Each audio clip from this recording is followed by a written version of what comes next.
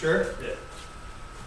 All right, guys, section 5 is a section, in this section, students will be able to name and identify each stage of fire: ignition, growth, flashover, fully developed, and decay.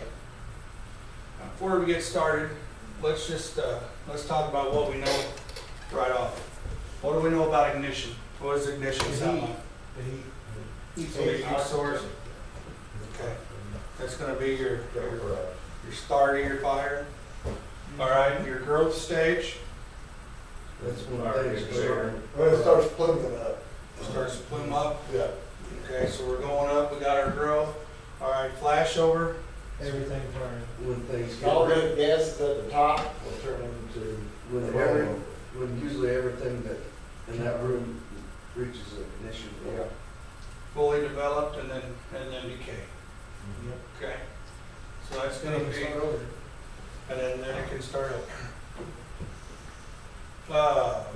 Magnesium. No, It's not magnesium. Section 5 stages of fire. What would we say that was in? Right there. that is your growth stage. Growth. Why do we think it's growth? It's got heavy fire, Because not everything's heavy heat, and we still got a fuel load. Okay, so that fire can still get bigger. Ignition. Ignition is a period when the three elements of the fire tetrahedron, heat, oxygen, fuel, come together and combustion begins. Okay, so that match right there, that's your ignition source. Just right here in this match, what do we have? chemical. All right, we got our ignition, but we've got heat, obviously. We got oxygen, it's burning, And you got fuel. and we got fuel. So what happens when that match gets about right there? I mean, burning your fingers, what's going to happen? It's going to go out.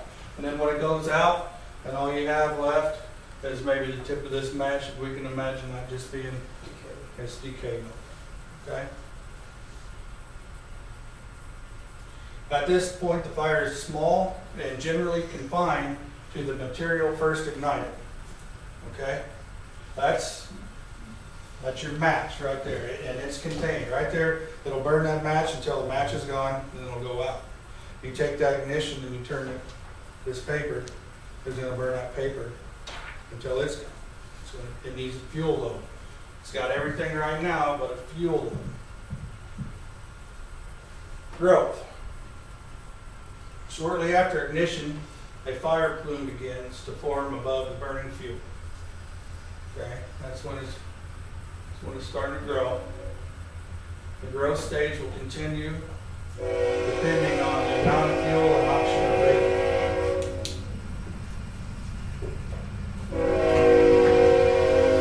So we take a small box. Say we take that box right there and we enclose it. And we burn this piece of paper and we cover it up. What's going to happen? Probably gonna go out. Why is it going to go out? We don't have enough oxygen to keep it going. So Fill itself up. it's hot. We put it in there. We put a lid on it. It's going. Phil uses up all the oxygen. And we take that cover off. And That's probably. It's gonna give it oxygen. it's going to give it oxygen. And it's going to go back. Okay? We suspended that fire. We didn't kill that fire. We suspended it.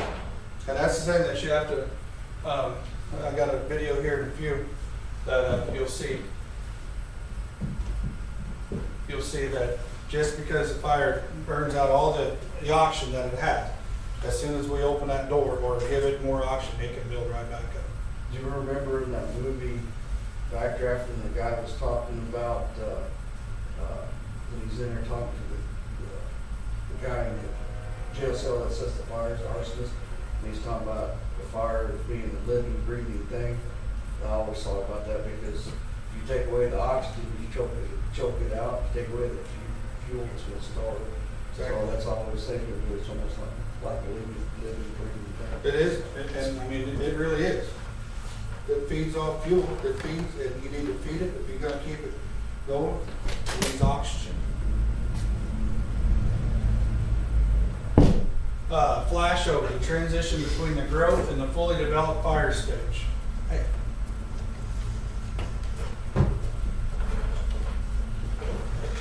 During the flash over, the temperature in the room results in the simultaneous ignition of all the combustibles in the space. So what does that tell you? If we have a fire in this room and the temperature gets as hot as it's going to get, where spontaneously everything in that room goes. Yeah, yeah, everything's breaking down through pyrolysis. Yeah, And so it's giving off vapors, right? giving off vapors. And on those vapors, they're flammable vapors. They're going to ignite. When they ignite, everything in that room ignites. Even like they keep paint on the wall, it's like, The carpet will get so hot, it'll start breaking down, it'll reach its flash point, and it'll just straight across. See in the video here. Flashover can occur in less than 8 seconds. What is our flashover going to depend on? For the most part. Depends on the heat and the fuel load Heat and fuel load and the size of the room. and the size of the room. This size of the room would flash over a lot sooner than, let's just say, the bay, a room the size of the bay. You know, even if it was, had a heavy fuel load, whatever, the size of the compartment would flash over a lot sooner than. Is that just gonna be because it'll take the base so much longer to reach that temperature? If you have the same fuel load in this room as you do in that, obviously there's gonna be more. And this will burn, it'll consume its fuel sooner, it'll flash.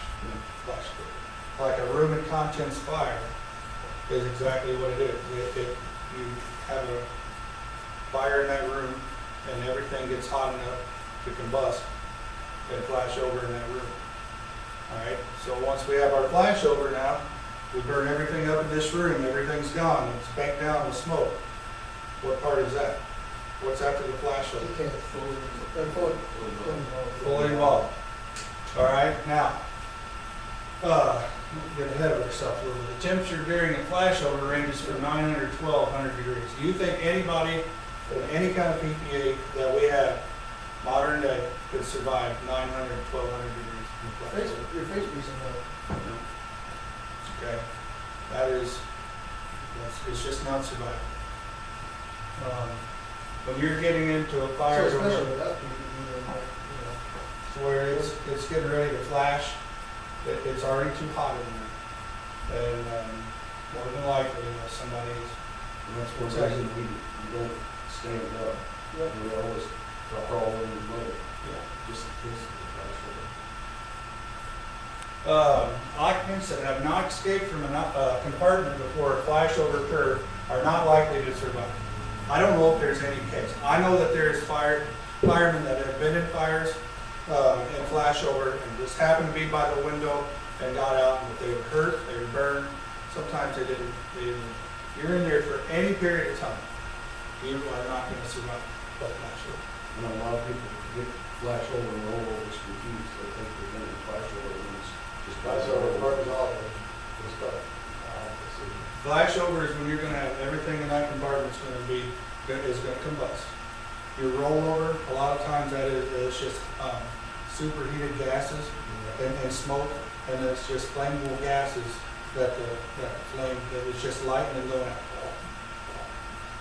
Just light and going. That's going to be your rollover. It's going to roll over and it's going to burn hot, and it's just going to be igniting those flammable gases above it. I got a little bit more than that. Fully developed portion.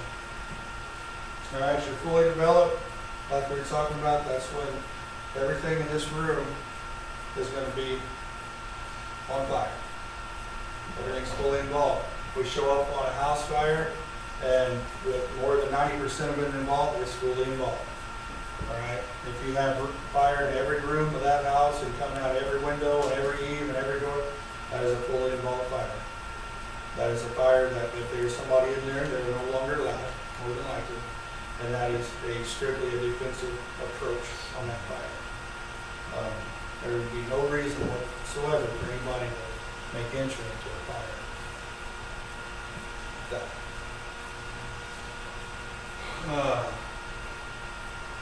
During this period of time, the burning fuels in a compartment are releasing the maximum amount of heat possible. That fire is as hot as it's ever going to get. It's reached that point, it's right here. Now all it's going to do is not get any hotter, it's going to start going out. Why is it going to start going out? We're running out of fuel, okay? Or we're running out of oxygen. It's going to start to decay. Okay, it's going to start going down. Everything has reached its maximum temperature. Decay.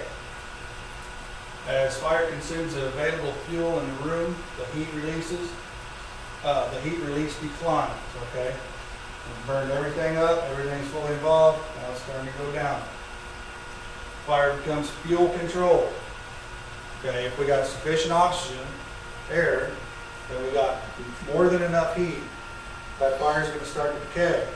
We pick up this table, we throw it on that fire, it's going to smolder a little bit, it's going to get enough heat, it's going to start eating that fuel. There we go again. Or if we take an ember and put it in this compartment now, it's going to do the same thing. It's going to sit there and smolder. It's going to start a little bit here.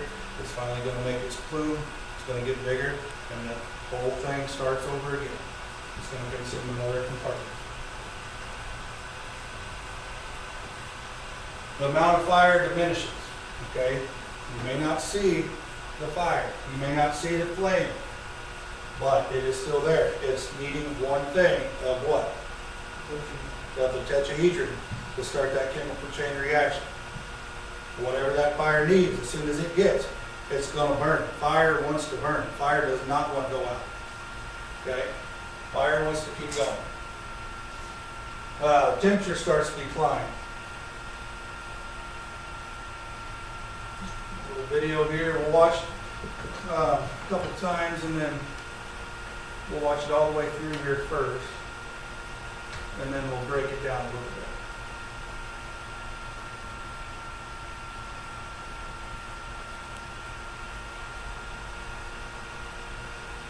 Guys, don't pay attention to the ads or anything on.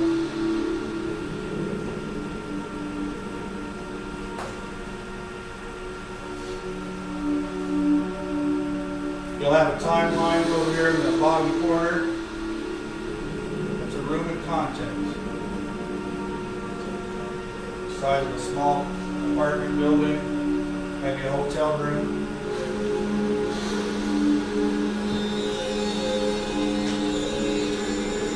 There's your ignition, right?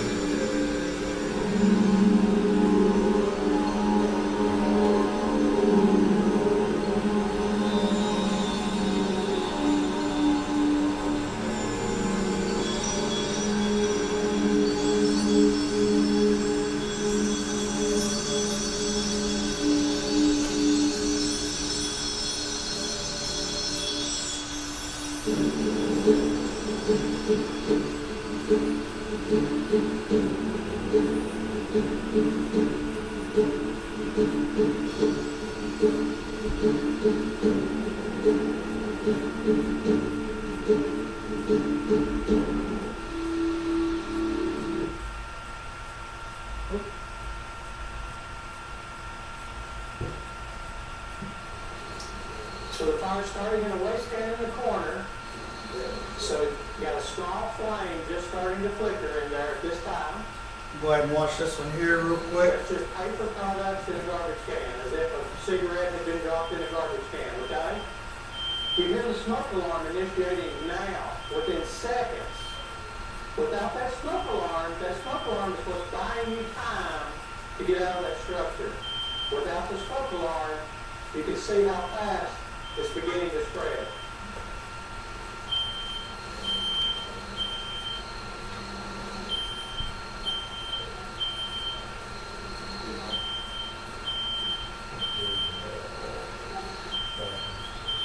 Now the corner of the couch is becoming involved.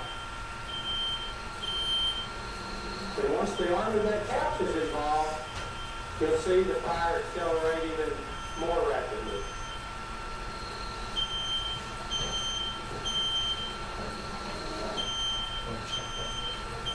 You can now start to see some black smoke coming off of the flames.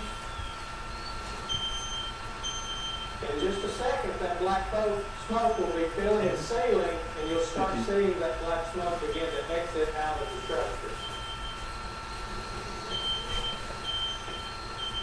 You can see the smoke coming out of the front of the structure now.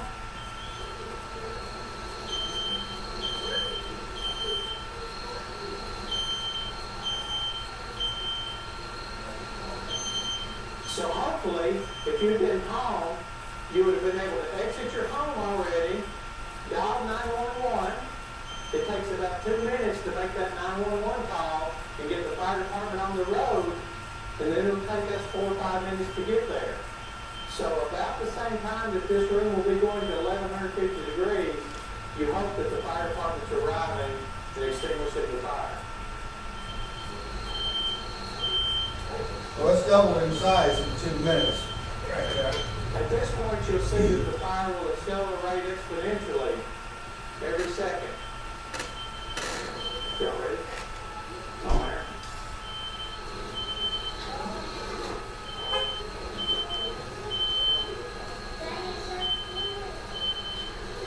Okay, now watch the material across the couch.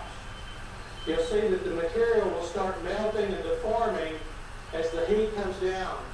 When that material starts deforming, it's giving off gas vapor that will ignite. See that smoke right Now there? look up the ceiling. You see That the fire is smoke actually coming in burning the on the ceiling top of now. that couch cushion. So we're at about 1,000 degrees. Burning the in ceiling. vapors, that's what I'm, yeah. And at this point, it's igniting So every, what was see that? the little chair pick up fire? Got your flash over. Go, go, go, guys.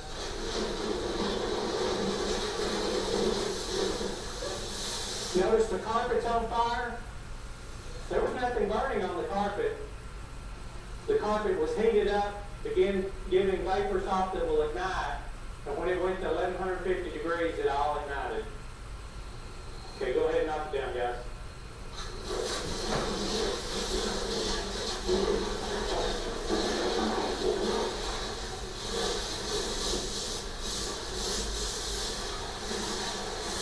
So we hope that seeing is believing. Okay? We hope that seeing is believing.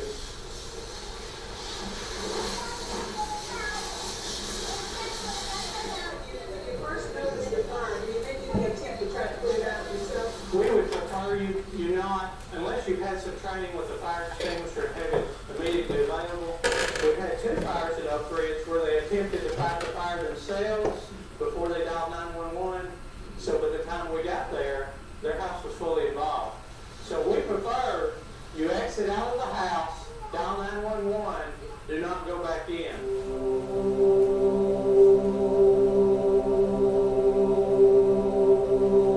It's about 3 minutes, guys.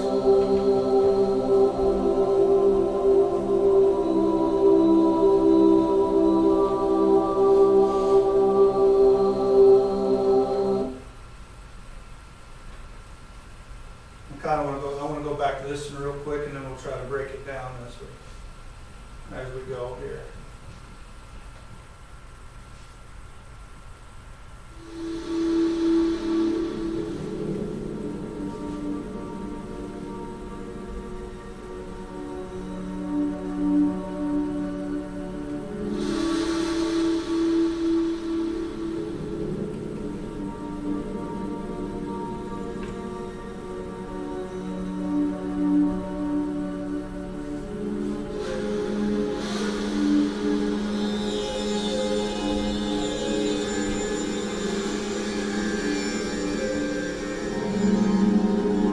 Where are we at about that stage right there? What are we looking at? We're in between the ignition and the growth. So the growth, the ignition part is just small, depending on what he put in there. Could be a cigarette, that could cause this fire. I don't know. I mean, at that point, maybe it could be a possible electrical fire or something that could start that chair on fire in a real life situation. So we decided we're between the ignition and the growth here. That's 37 seconds into it.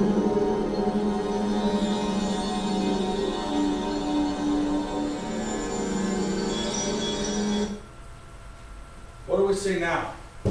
What's happening? Got heavy smoke up high, black smoke. Did anybody see that right there by the chair? Chairs Should that- off, yes. I think it's that book or something that's on there. The chair's off gassing, so is that book, all right? Now, there's no impeachment on there, there's no flame touching that, but doesn't take long. Right there. That chair goes up.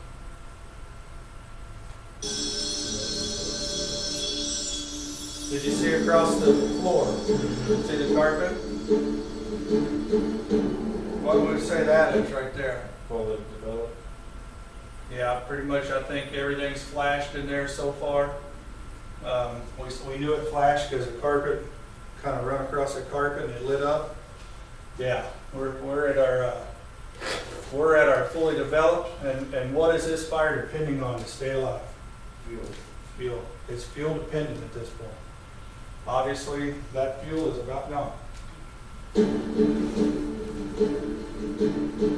And that's 5 minutes and 5 seconds into it. That fire is fuel dependent.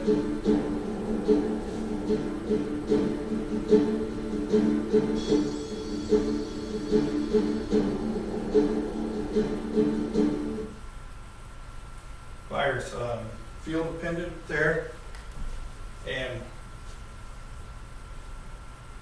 as soon as see if there's more of a fire load, if it went through the wall, went up to the ceiling, and found more fuel, that fire would keep on going. Right.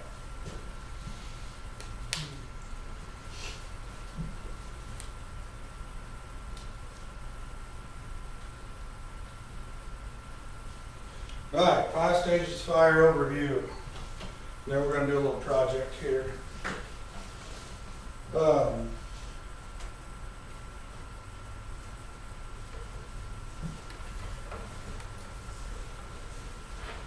Period when 3 elements of the fire tetrahedron come together and combustion begins. Ignition. Shortly after ignition, a fire plume begins to form above the burning fuel. Growth. The transition between the growth and fully developed fire stage. Flash over. Burning fuels in the compartment are releasing the maximum amount of heat possible. Fully developed. Yeah, fully developed, when you're fully involved in it. As fire consumes available fuel in the room, the heat release declines. Okay? Decay. All right. Before we go into section 6, come over here. Basically, guys, on your 5 stages of your fire, it's going to look like this. I mean, we've seen it burning on stuff, but plain and simple, see if you guys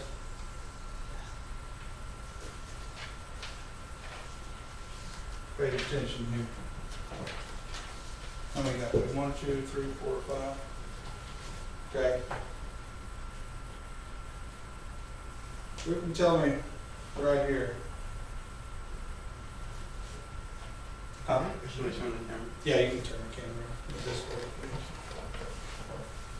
All right, that's going to be this is going to be your stages of fire. All right, we're going to start right here, come up to the top, and then we're going to start going right back down again. So what's ignition? Ignition.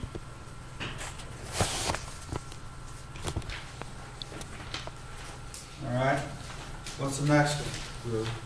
All right. So we're going right here. Here's going to be, okay, in between ignition.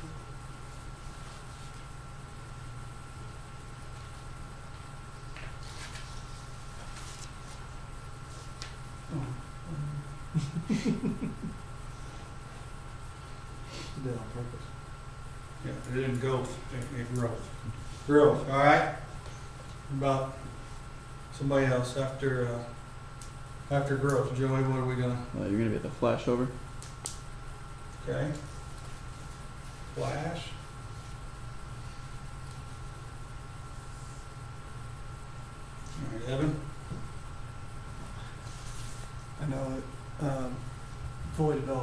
maximum fuel. Okay, and then after it's fully developed, what is that fire depending on right now? Fuel. Fuel. All right, we got heat, we got oxygen, we burned all of our fuel at this point, all of our fuel is on fire. So now we're gonna start decaying, okay? Fuel control. And then it's fuel controlled, and then your decay.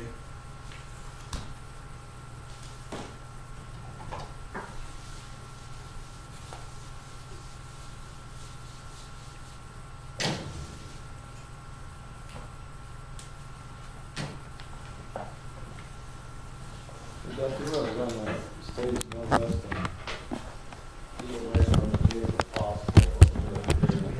Yeah. Yeah, we'll be there shortly.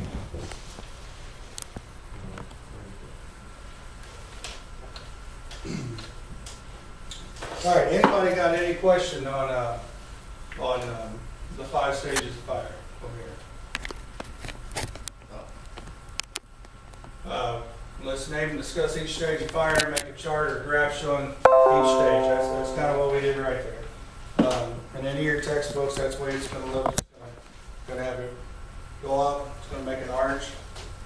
All right, it's gonna show your growth, and it's gonna come back down, and then start with your decay.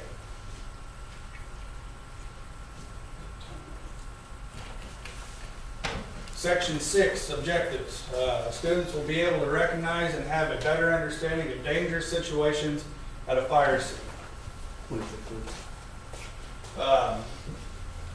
Rollover, flashover, and backdraft are going to be some of the things that you'll encounter. Put rollover in there just so it doesn't get mistaken with flashover. A lot of people may get those too confused. There is a big difference in them two. And the difference in them two. So we're gonna discuss each one of those here in a minute? Yeah. Okay. Anybody need to take a break or anything? Nope.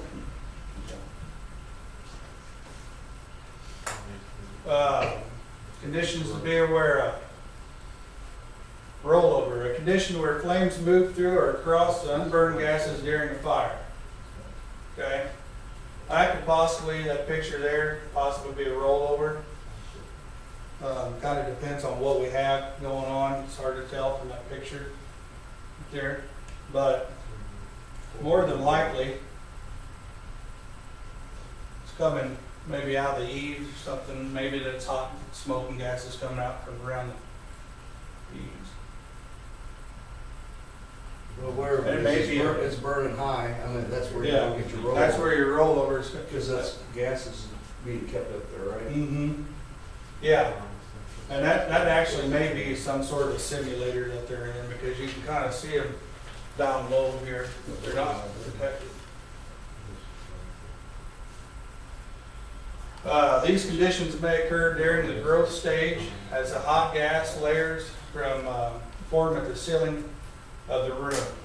Okay, so basically your fire's going to start. It's going to come up. Your hot gases are going to be up. So I mean, it's called the layer, thermal layering. Okay. What is your thermal layering? That's where you are, your heat and smoke and. That's all your gas. It's all your heat, hot gases, and that builds up and it starts coming down. All right, well, if you see any fire inside that smoke, may not be burning any type of a solid fuel other than just igniting the fumes and the gases. And that's one reason we carry our thermal imaging units, because we can detect that thermal layering when it comes down before it gets to that. Flash temperature too. Yeah, gets to that flash point. Okay, you can tell your temperature. You tell exactly where your layering is, and you can tell the difference, you know, if it's heavily involved in the structure, you know, if it's fuel, or if it's just burning, you know, toxic gases and stuff, once you interrupt that thermal layering.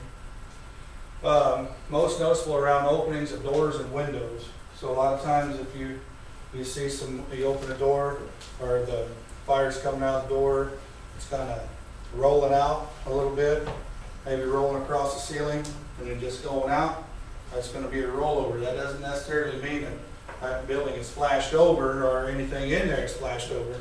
Doesn't mean it hasn't, but it doesn't mean it has. A lot of that's gonna be your rollover that you're seeing. You know, at that point, firefighters can put water on that or in that layering. It's not necessarily gonna make the fire go out, but it's gonna cool it off. It's gonna interrupt it, and then, but as soon as you interrupt it, what's it doing? It's just forming again. It's trying to go back. Okay. While the flames do add a total heat generator, rollover is not a flashover. Okay, so it does add to the heat. It does make things hotter in there, but it's not a constant heat to where it's going to burn anything right off, technically.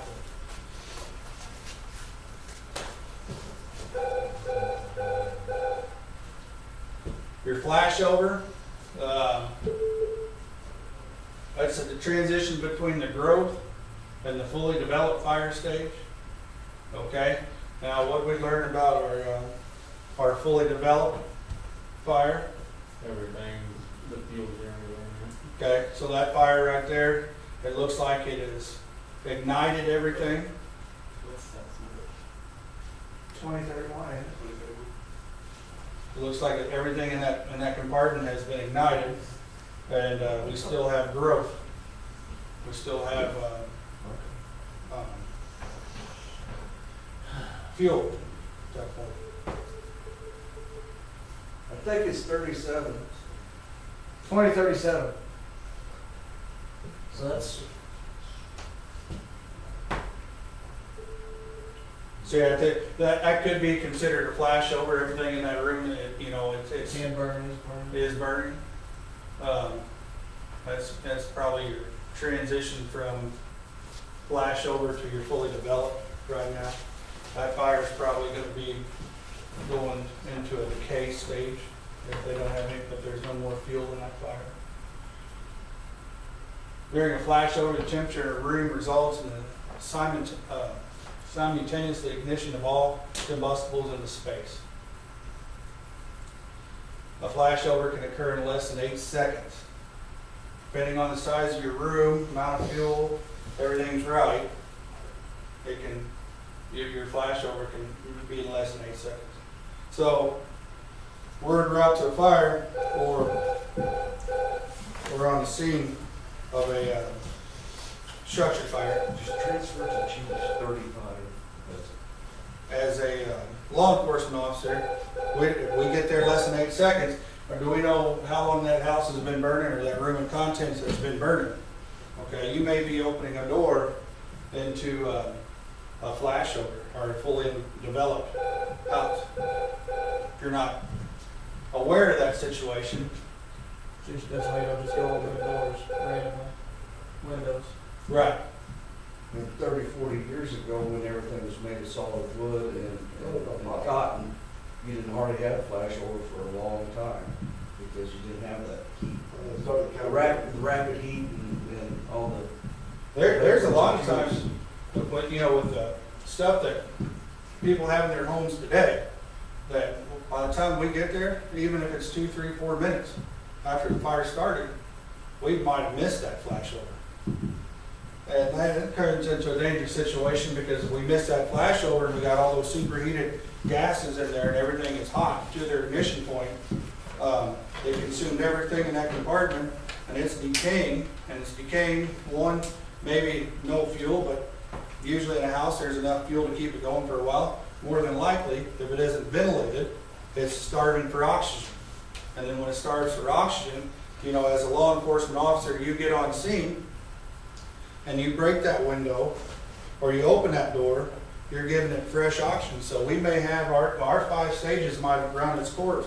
We had our ignition, got to our ignition point, And it's going to start that decay. the decay, we've got the fully developed and growth fully developed, and it's starting to decay because it's oxygen striving for oxygen. We open that window, smoke starts releasing, air starts going in, it's puffing, it's breathing again, it's got its fresh air. Now the situation that possibly almost took care of itself has become a new problem, and it's starting all over again. Okay, that's why we don't ventilate prematurely, just for this reason, all right? We don't open the doors, we don't break windows. The temperature during a flashover can reach well over 1,000 degrees, and if it's over 1,000 degrees, then there's no surviving that fire. Anybody in that fire, any kind of a victim, they're more than likely deceased at that point. If they're in that room that it's flashed over. Now, I'm not saying that you can't rescue somebody that's been in a house that a room has flashed over, or in a compartment of that house that's flashed over, and there could still be life.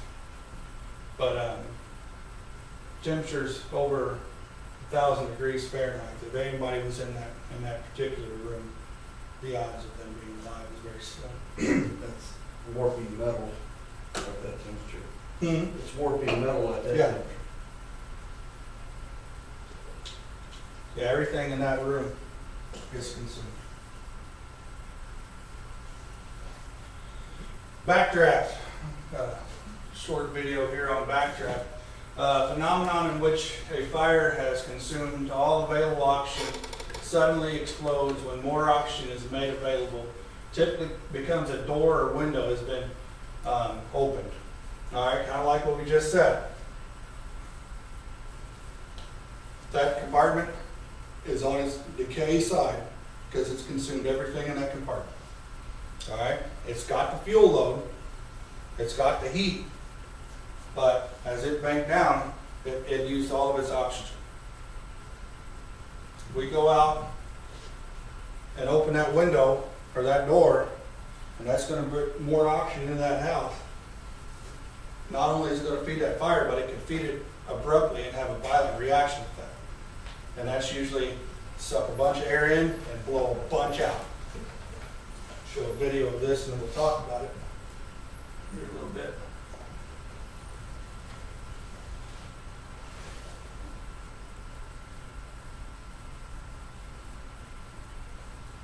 Got two videos here. One's not as good as the other one.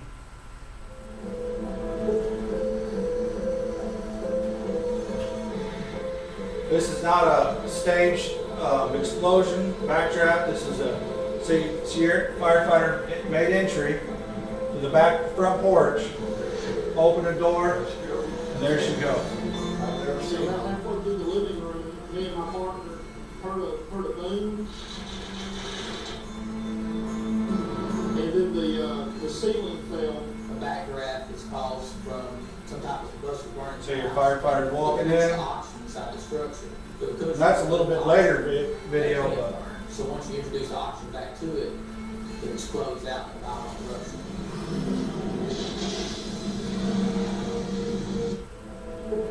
It wouldn't be in that fast.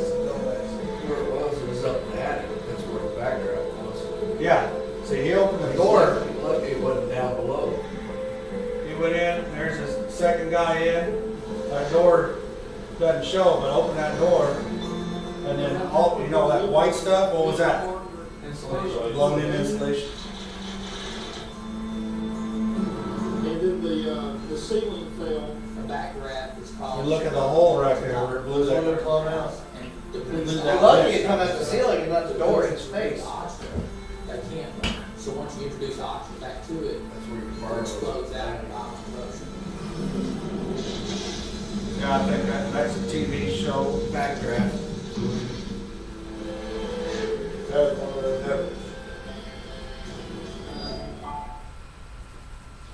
Never seen one, never told me that. Yeah.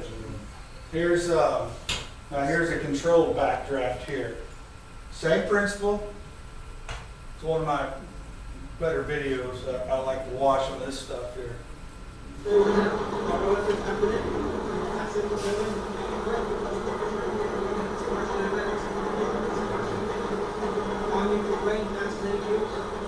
Got plenty of fuel in there. Still closing it up. Now watch that smoke. See how it turned?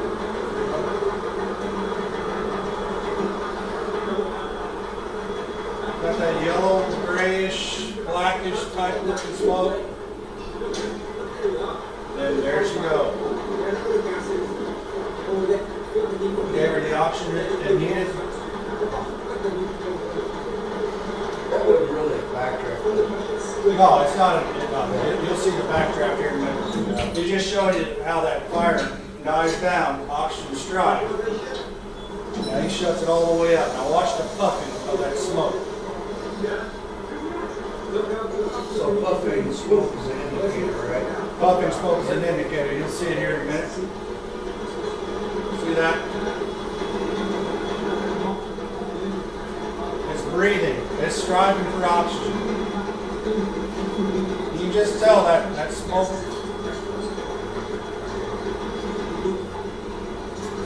A lot different.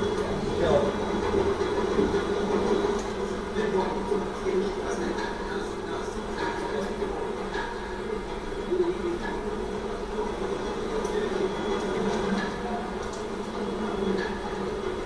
Dang near pulled around and created a dangerous situation just with a crowd. Oh yeah. It's been enough to where I'm thinking it's smoke. I wouldn't know if it got hit.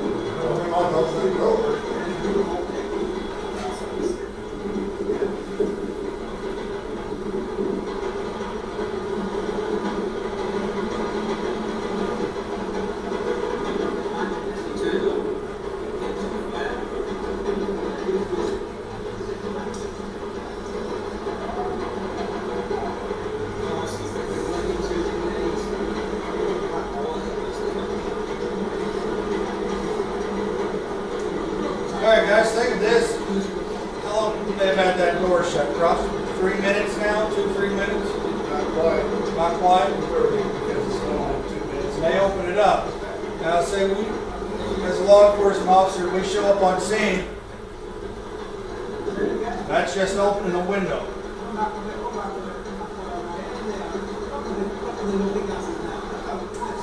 See how it's blowing smoke out of there? It's a little turbulent.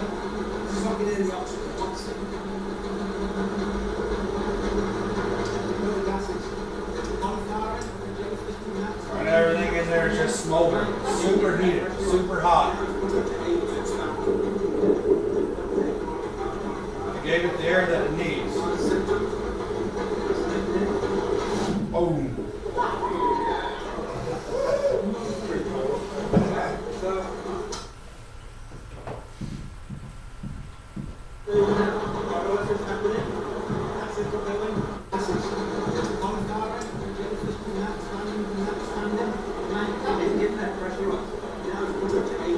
So let's say we did what we were not supposed to do and we broke the window. We're looking in that window trying to see. Boom. Just like that. There go your eyebrows.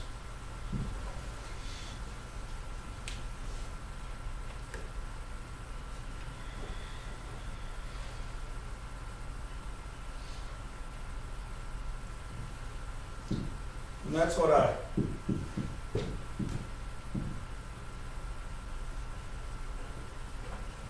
really want to stress as far as the first responders getting on scene first.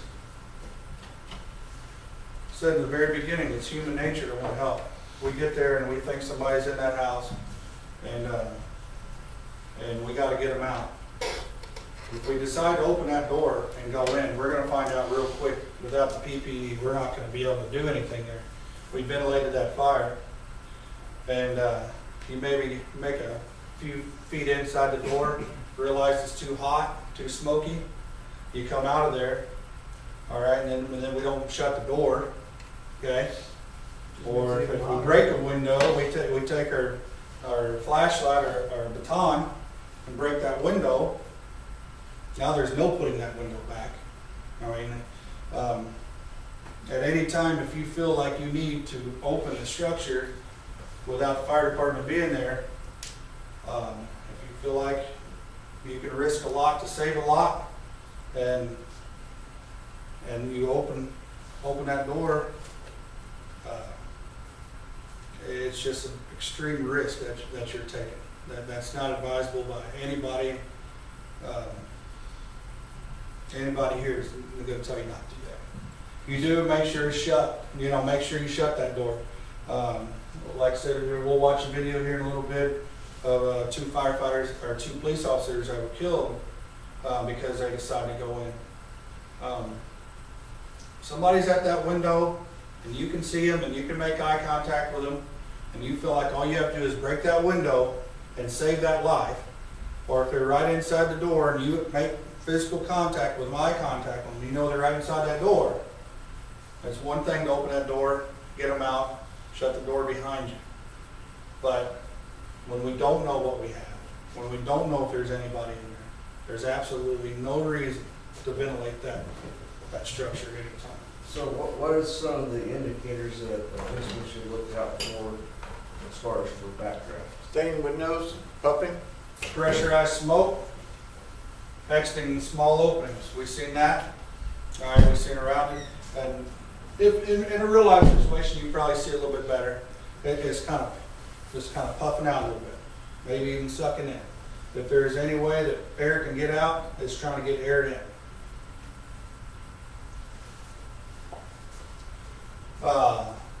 When you have black smoke becoming a dense gray or yellow color. We see that whenever we had the doors open in that prop. It was heavy black smoke pouring out of it. And then as soon as they closed that door and it started from oxygen, the color changed. Okay, because they quit consuming that fuel for the most part. It was starting to decay. Oxygen strike, the smoke changed. Little or no visual flames coming from the structure. Okay, on a backdraft, like I said, what creates a back? How do we get a backdraft? Oxygen. It's trying to suck oxygen out. Oxygen deprived. If it's oxygen deprived, we go back to our fire tetrahedron. We take one of the three away. In this case, the oxygen. We probably shouldn't have flames. If we have an abundance of flames, then more than likely we don't have a backdraft situation. Okay, that'd be more of a rollover situation. That's when we have smoke, puffing, exiting of a gray, yellow color, and the house is still closed up and there's no visible flames. Smoke leaving in puffs. You may see underneath the door or around the windows. A very high pressurized house, you may see bulging windows even. It may be hot in there, the glass is getting leaked, you may see bulging windows. You may not, but it's been indicated. Doors moving in and out. Doors moving. It's a draft. Everybody know what a draft is? In the summertime, you open the back door and the front door slams, it's creating a draft, a very high pressure. Smoke stained windows, no visible flames, but you look over through the window and it's black. Can't see nothing. What does that indicate? It could indicate smoke stained window, or it could be you look in there and it's banked down to the ground, oxygen deprived, and you got black smoke all the way to the ground. Okay. Remember, never open doors or windows prior to arrival of the fire department. Guys, if you don't learn anything else from this class, remember that. Remember that. Don't do it, guys. Don't break windows prior to. That's going to do. That does nobody any good. We try to go in there and make a rescue without the proper PPE. I've said it over and over, and I want to say it over again. That's going to put your life in danger. That's going to take a possible property situation and make it into a life-saving event, a rescue event. Maybe not with one person, maybe the victim is already in there, maybe the victim's deceased. Maybe they're not. But now, it's going to take extra time for us to get that victim because we have a downed police officer inside of a burning vehicle, inside of a burning structure with no proper PPE, no SCBA. Not to mention, if a victim's in the house, if they're capable of doing so, they're going to try to get as far away from that fire as possible. If it's hot here, they're gonna move over here. And when they're moving away from that heat and away from that smoke, they're moving away from that threat of danger and smoke. If we go over here in this room that they're laying down and get low, like G.I. Joe, whatever, if they've been trained to get low and they know that they can't find their way out of the structure, they're still gonna crawl to the farthest away part of that house so that they don't get burned or overcome with smoke. If we go over there and ventilate that window or open that door where they're trying to get away from that fire, that just brings all that heat and gases and it brings it right out here and it goes right over top of it. Not to mention, we seen in that video, fire actually, what am I trying to say, grows twice as big every 2 minutes, as it said? So it doubles in size. Doubles in size. Well, that's all right if we're on scene within a minute, 2 minutes. Sometimes we're not. And that's in a compartment that's not even ventilated. That's in a room that the door is shut. Remember, it was 5 minutes before it fully developed. So we open that door, that window, and shoot, they'd probably triple in size with fresh air. All right, let's do our overview real quick on our conditions to be aware of. Like I said, this part right here, guys, is a part that I really want to get across to you. What is a rollover, guys? What do we talk about? When the gas is up above, it's being ignited. Is it a flashover? No, flash over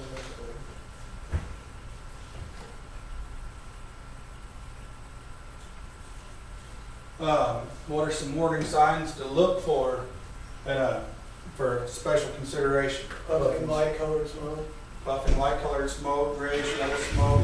noises. Yeah, could have noises to it. What about rollover? What if we go to a window, the window's already broke, it's already self-ventilated.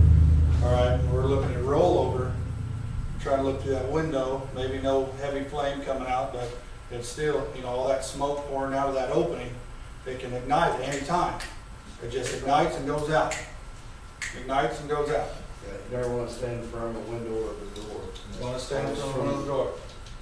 Look at the wind's blowing away from the edges. You'll see a lot of times, So, as firefighters do make entry, guys that are untrained on fighting the fire, we may take a line in and enter the door. All that smoke comes out over us. Of course, we're not probably going to shut that door at that time because we're inside the building.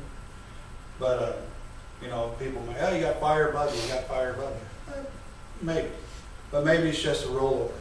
Maybe it's just that heated gas going across. And as firefighters, that's one thing we do as soon as we get inside that structure is what they call a ZO or maybe a Z pattern. They'll go and hit it, and you're not spraying water on fire technically, but what we're doing is interrupting that thermal layer. We're cooling it off. We're giving ourselves a little extra time to get in there, find the seat of the fire, and put it out. What can you do to be safe while on the fire scene? As a police officer, what are some of the things that we can do to keep ourselves safe? stay back as safe as. Stay back to the safety. That's a Don't go breaking windows and opening doors. Don't break windows. Don't break doors. Don't go Kind of went over the conditions you should be aware of that would indicate a backdraft. I think we covered that pretty good. And the reason I want to go over backdraft so much is because that backdraft usually happens between that 4, 5, 6 minute period to where we will be showing up. Or are you guys arriving first will be showing up.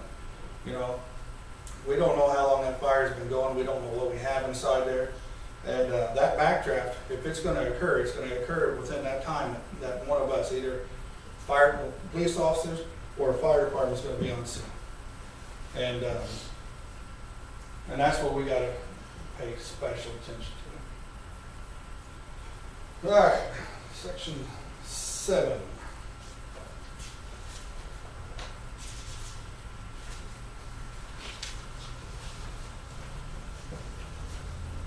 Everybody good? Keep rolling.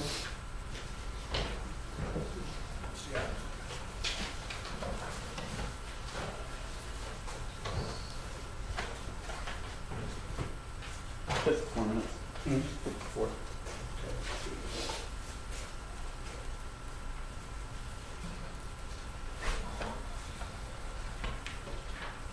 All right, guys, section 7, objectives.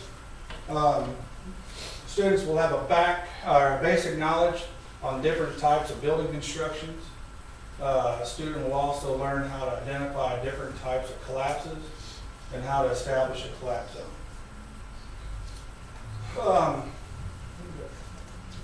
We don't have a lot of big buildings in here. We have a couple. Most of our tallest building would be the towers over here.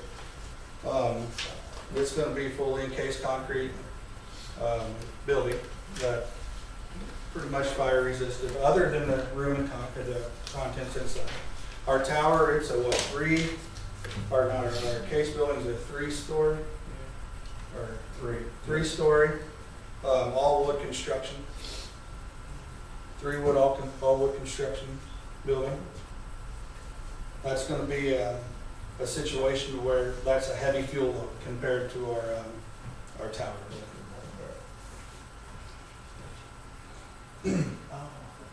Structure fire. Anybody tell me what a structure fire is right off? It's a fire involving the structure and components of various types of residential, commercial, and industrial buildings. Yeah, that thing. I didn't know that. Exactly right. A fire involving structural components of various types of residential, commercial, and industrial buildings.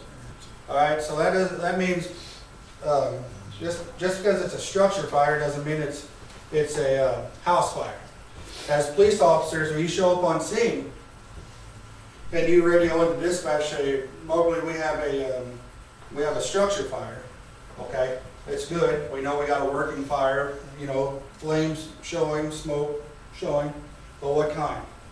What kind of structure is it? Are we dealing with a garage, unoccupied garage, abandoned warehouse, business, or do we got a garage? Connected garage that are unconnected. Yeah.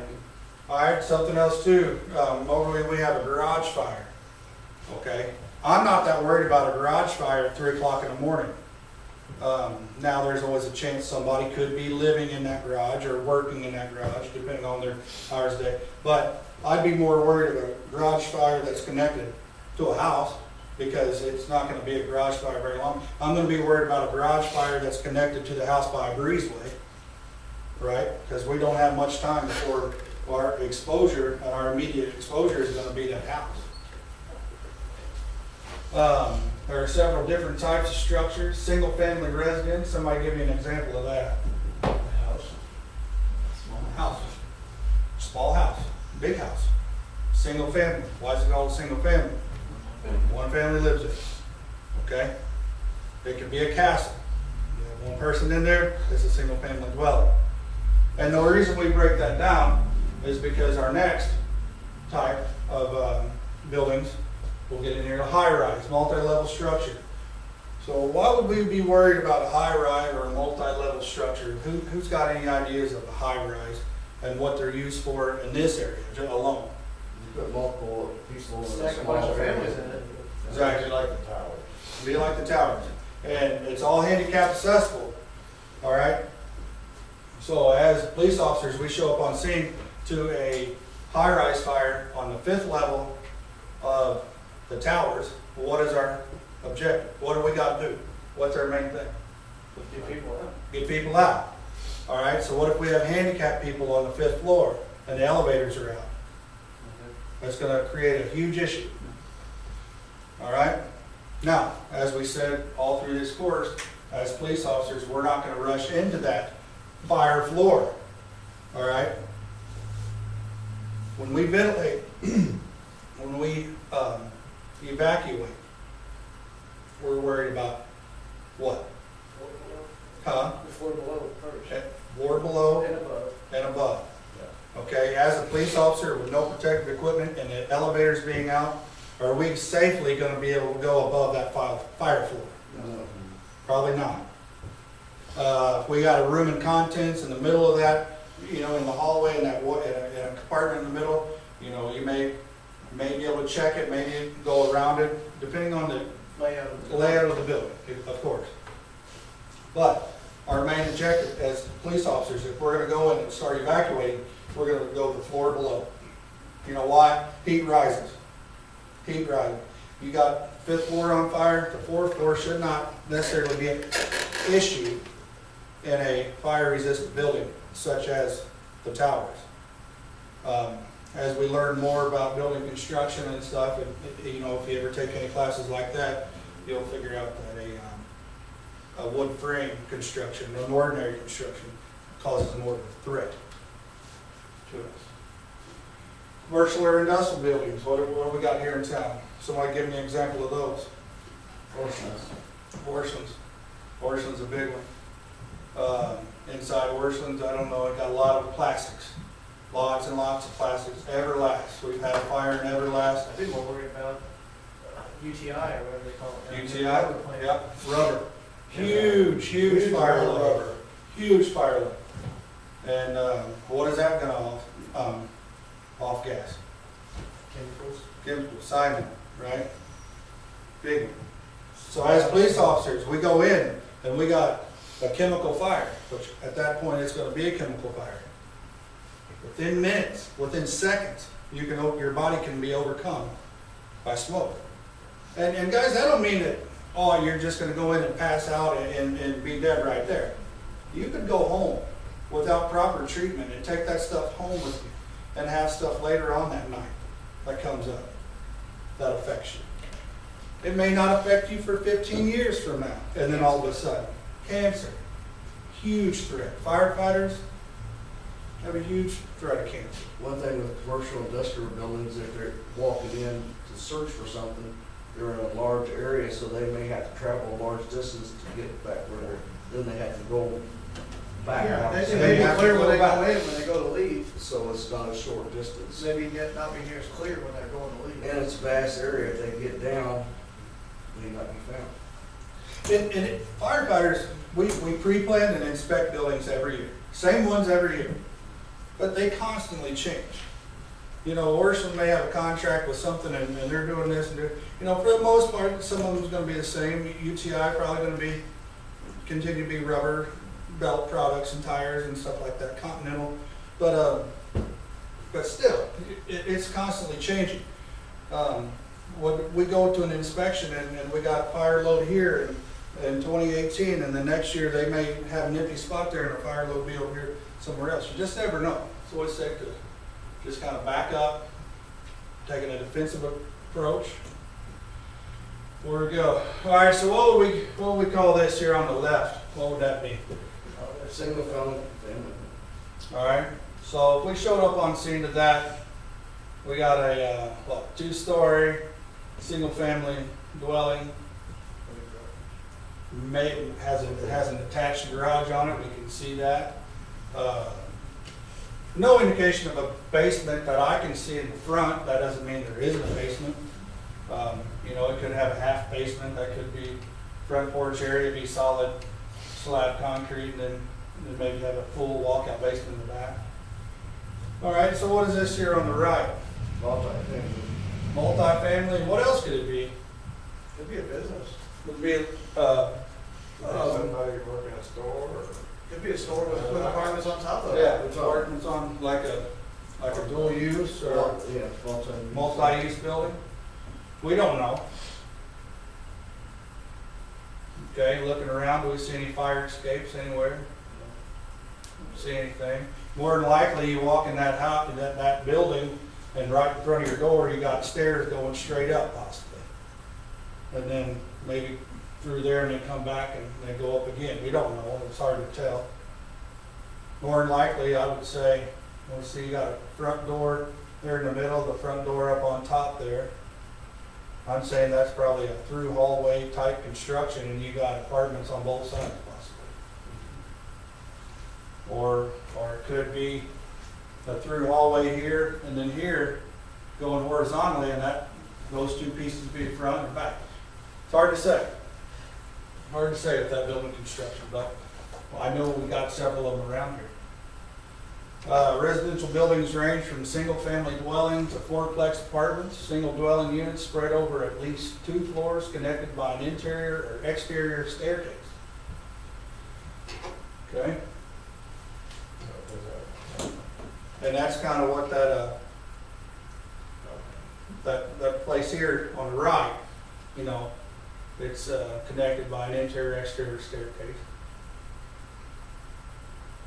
The age and material the structure is constructed of will have an effect on how the fire will develop.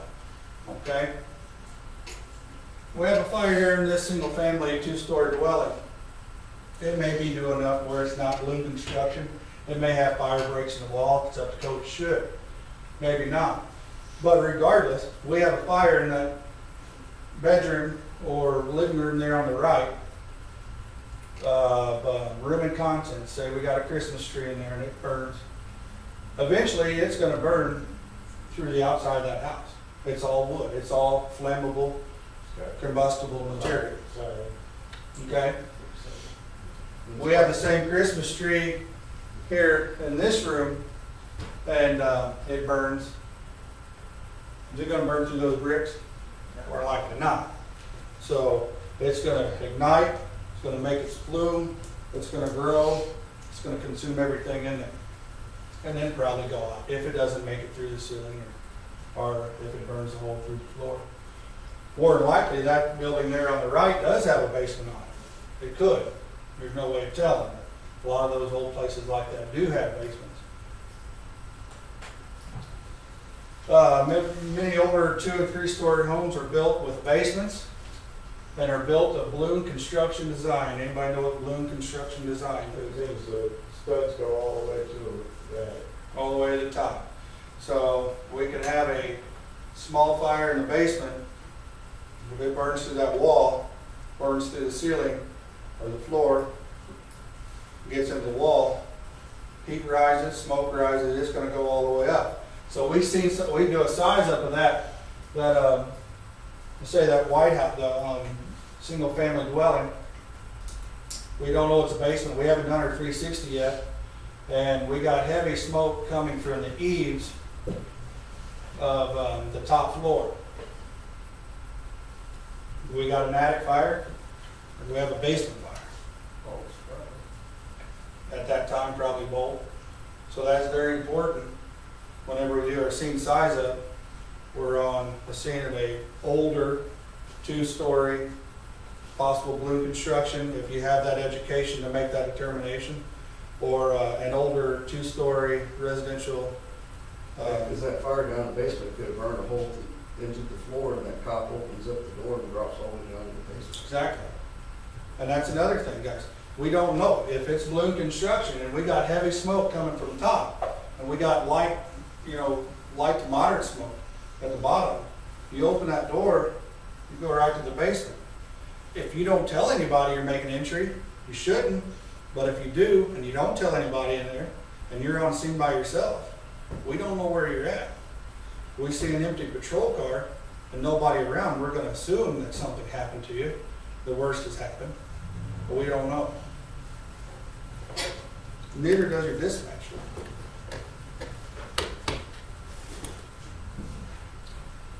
High-rise multi-level structures.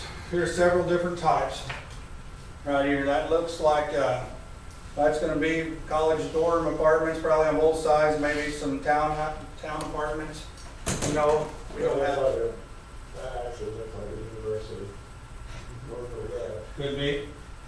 Could be type of a business. This looks, with the balconies and stuff, it looks more like dorms or apartments. This here, that could be possibly a hotel, we don't know. It's in the city.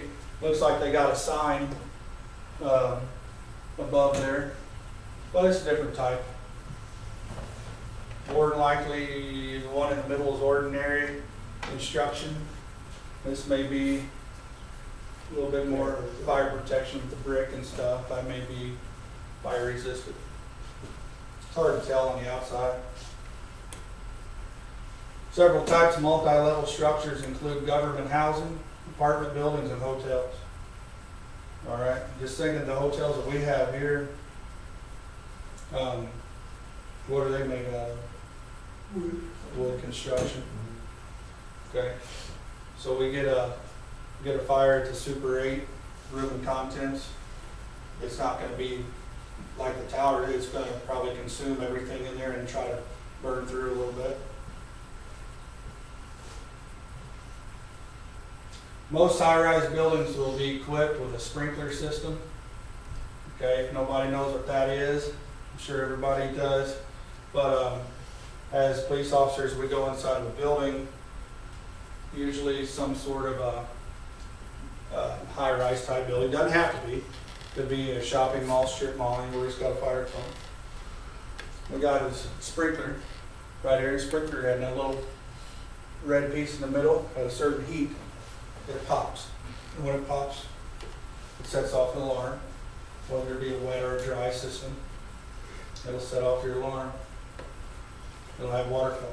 Why is it very important if you guys show up before we do on a house fire and we get called to a automatic alarm? You guys get there and you hear a bell on the outside of the building. What's that bell telling you? There's water running through it. Okay, if there's water running through it, something happened. Malfunction, either if it's in business, something hit it, froze up, but somehow or another water is moving through pipes that shouldn't be unless there's a malfunction or a fire had got hot enough to melt that fusible link.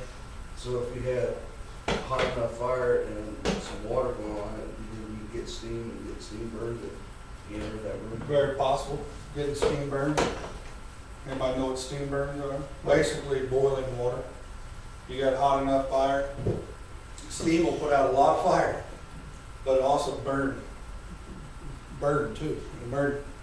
But like what Jerry was saying, you have a sprinkler, you got a room, you got hot enough, burn that fusible link, melt that fusible link, it melts, water comes down, creates steam, right? Steam burns are very painful. It is exactly what it is. It's steam. Sprinkler systems can be either wet or dry systems. If they're wet system, you're going to have water right now. As soon as that fusible link busts, you're going to have water. If it's a dry system, you're going to have a gush of air come out. That air is holding back your water. That fusible link breaks, lowers the air pressure, water comes through your pipes. More than likely, you're not going to know what it is when you get there. Maybe we won't know what it is until we look. Because I mean, that's going to happen within seconds. It's either going to have air come out and be done, or you're going to have water. When we get there, it should be water if everything's functioning correctly.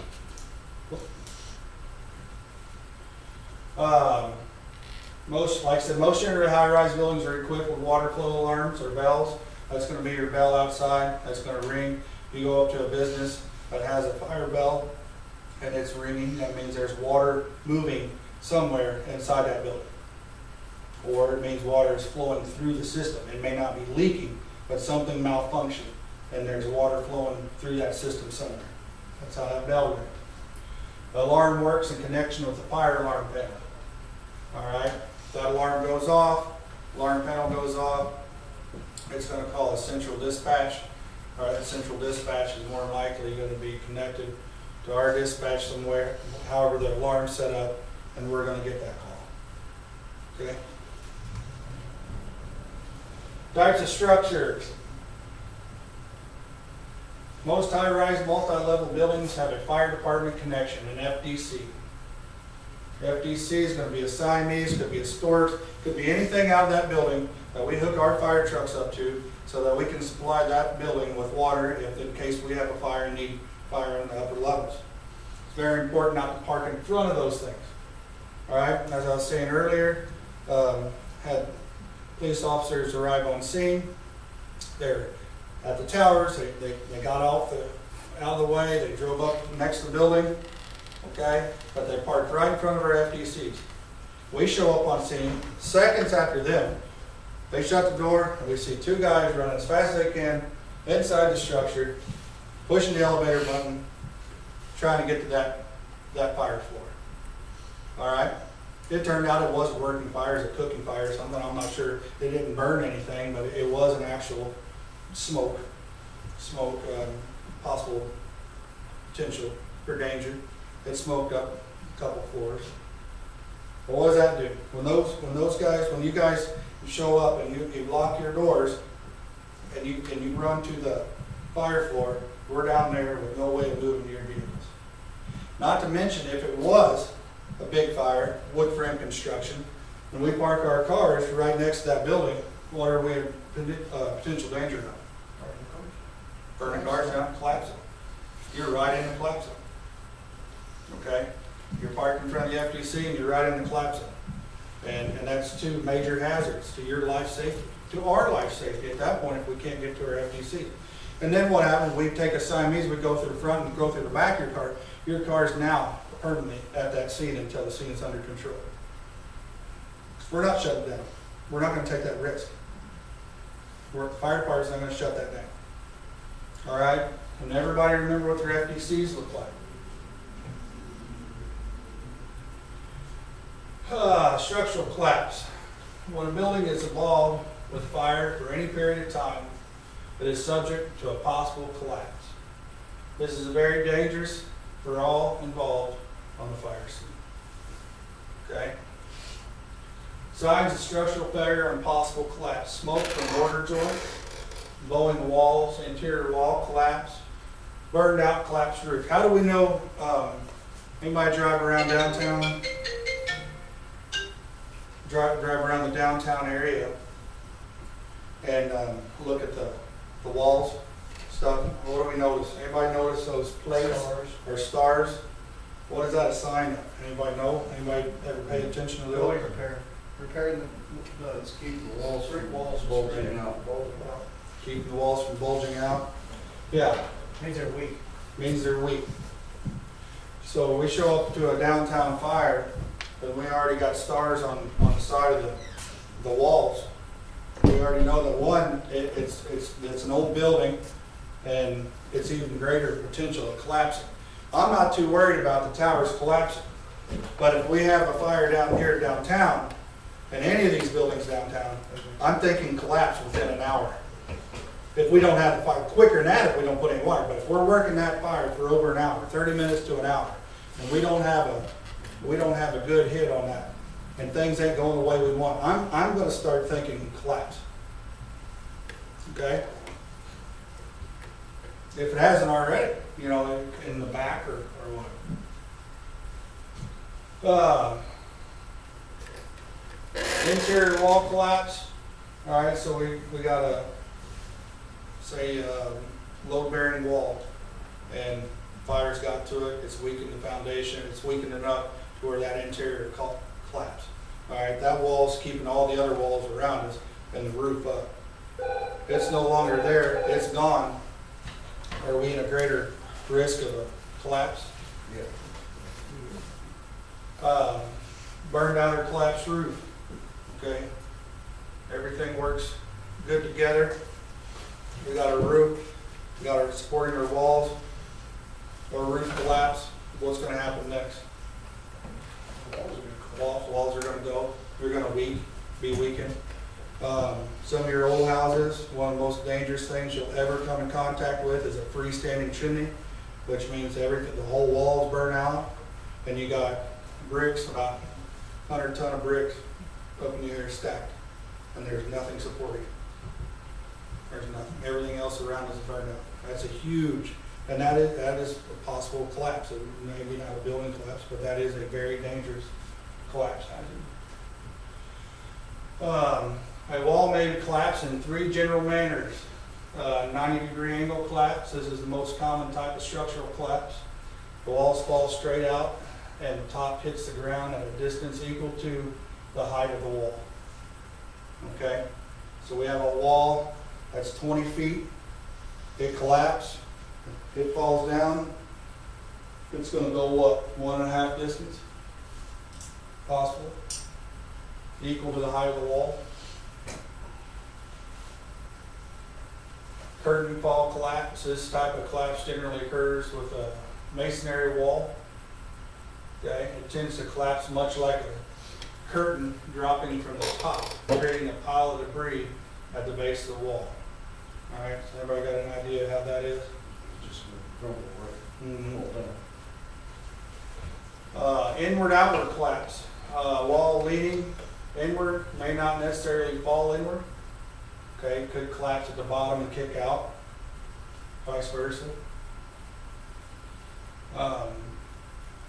The lower or upper portion of the wall may slide or kick outwards.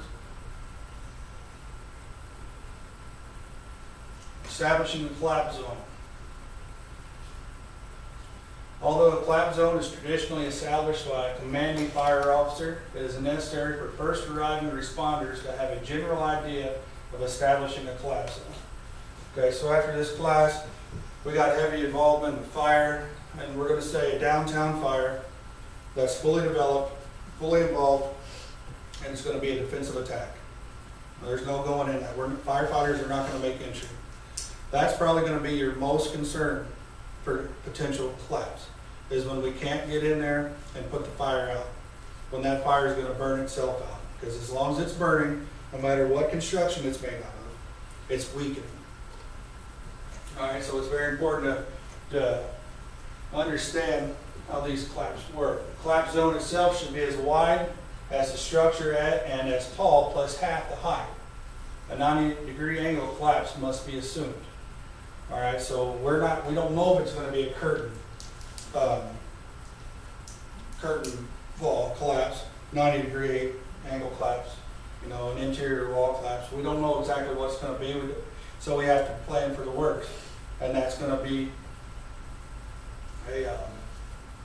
In the downtown area, you can't get enough from the other side of the street. So you gotta keep you people up. need it from the sides. You don't need to be anywhere in the front or Some- the back. sometimes you're not. We tend to park up But you can't close to stay the front. on the corner up front. You need to stay from the corners out, not in the front. If we have a terrorist type situation where, say Oklahoma City bombing or Twin Towers or anything like that in our city, and at the towers down there, our tallest building. Towers you could probably, where it's located, you could probably get a collapse zone established to an extent. More so than what you could have done in New York City or Oklahoma. The collapse of the Twin Towers, there was thousands of apparatus and buildings and stuff that was damaged because they were in the collapse zone.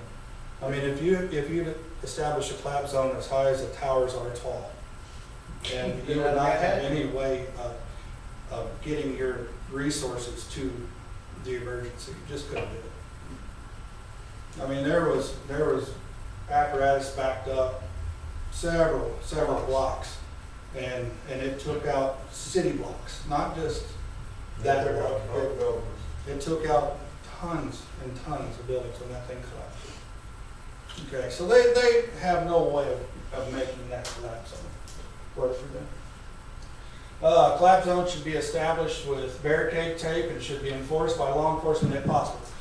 All right, if we have a suspicious fire or a big downtown fire that's getting out of control, we got a house fire even. We got people wanting to get in, worried about it. Our fire officer might ask you guys to go ahead and set up a fire zone. If resources are available and you guys have an extra guy, maybe sit on it and enforce that fire zone. But basically, is going around the entire 360 degrees of that house and taping it off. At least taping it off the roadside, keep people out.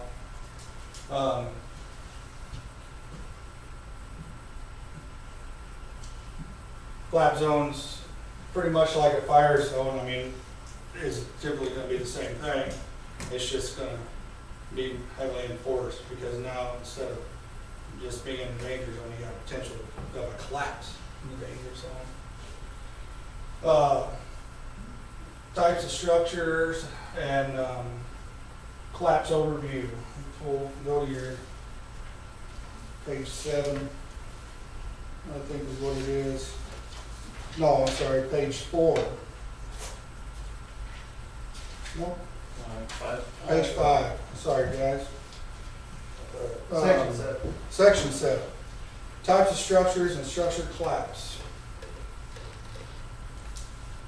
Difference between single-family residence, high-rise, multi-level structures, and commercial and industrial buildings, okay? Somebody give me a difference in those. What's the difference in Occupancy, Occupancy. occupants. Is gonna be the main thing, okay? And industrial might not be occupied at the same time, like houses might be all day. And there's a lot of places downtown and a lot of cities where it is a single-family structure. It's a residential, single-family structure, but they have made it into a multiple family dwelling. Especially old ones. Older ones, you know, they got a lot of room. Some people rent out a room and maybe a little kitchenette or something. You know, they have the whole house themselves, but it's an older couple. They don't need that big of a house anymore. They rent out a room. Supposed to be inspected. They're supposed to be notified. We're supposed to be aware of them, but not all the time is that the case. High-rise and multi-level structures and commercial industrial buildings, could they be the same? Yep. Could be. More than likely, your high-rise is gonna have office buildings or people inside of them occupying those. Your commercial buildings are gonna have, you know, whether they're a 24-hour facility or they're gonna have shift work in there. Different parts of the day is So gonna have. what's a different people. hotel? Is a hotel commercial or multifamily occupancy It's or both? It's a commercial building with, it's a commercial building, it's business. So you have to assume that you go up to a hotel room, that every room is occupied. All right? Now, if you have a manager that's got a list of every room that is, you know, you may start at those rooms first if we have to evacuate. And that's excellent information as law enforcement officers, that you can go in there and say, okay, let me know how many people are supposed to be here or what room they're occupying. And get a master key or card Yeah. from them to give to us right Yeah. off the bat. Master key or card. You know, that way, as we're going through, we can hit those target areas of where we think or know somebody's at, and then do a secondary search on the other rooms. Okay. What are some signs of structural failure and possible collapse? Anybody got something for me there? Going wall. Going walls, Smoke coming from the water joint. mortar joints, And water joints. Interior wall collapse. interior wall collapse. Yes. Stars on the building. Stars on the building, that's an indicator that's already weakened. Name the 3 ways a building can collapse. Get your curtain fall. Very well.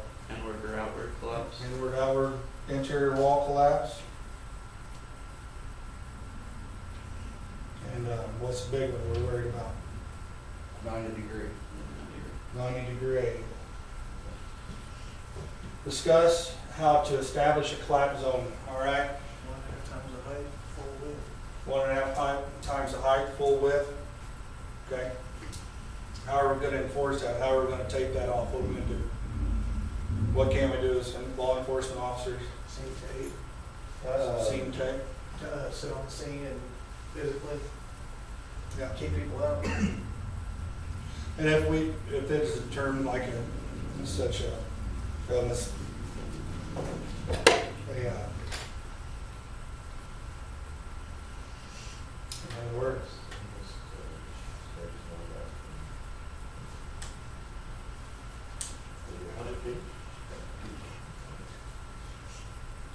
Staging. Staging, yeah. Staging. All right. Got it. All right, Joey, let's go ahead and take a quick break.